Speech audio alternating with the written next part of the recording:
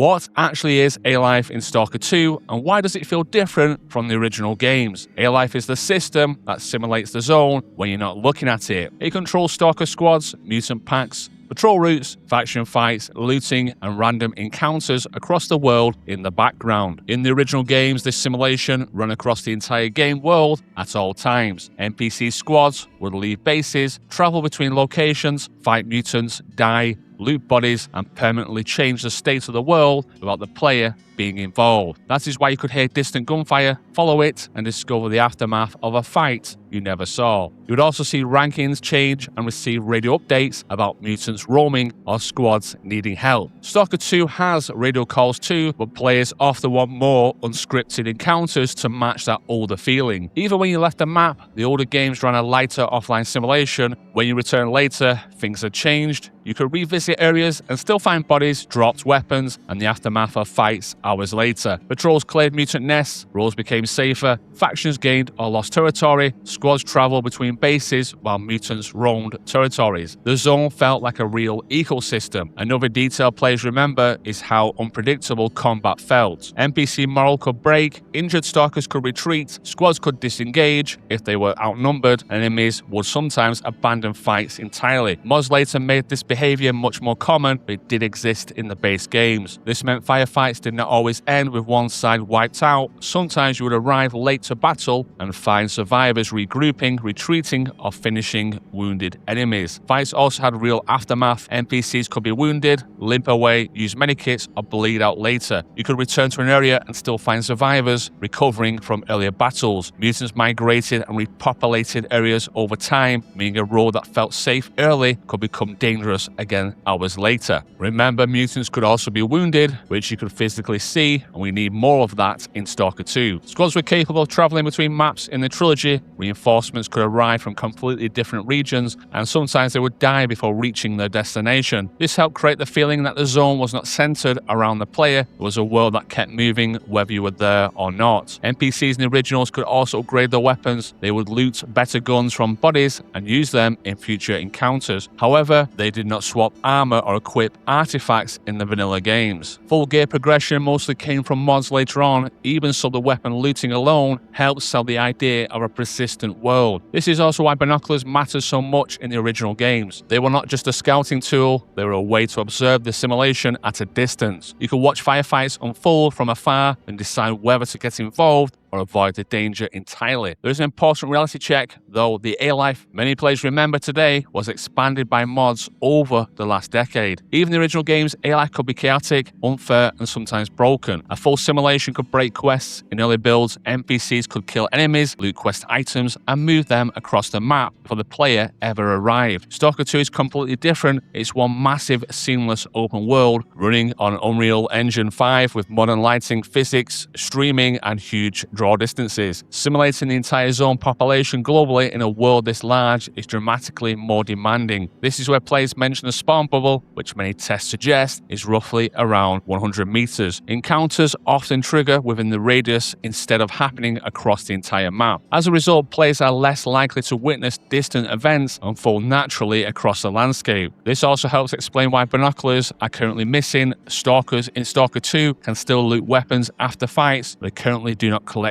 artifacts, and most NPCs still cannot switch armor. So the difference is not graphics or combat AI. The difference players talk about is the simulation scale. The original game simulated the world globally. Stalker 2 often feels like it simulates the world around the player. With Unreal Engine 5.5.4 expected in future updates after patch 1.9 or 2.0, these systems could expand over time. Remember, engine upgrades are separate from patch updates. Check out the next video on screen where we break down why the zone feels different.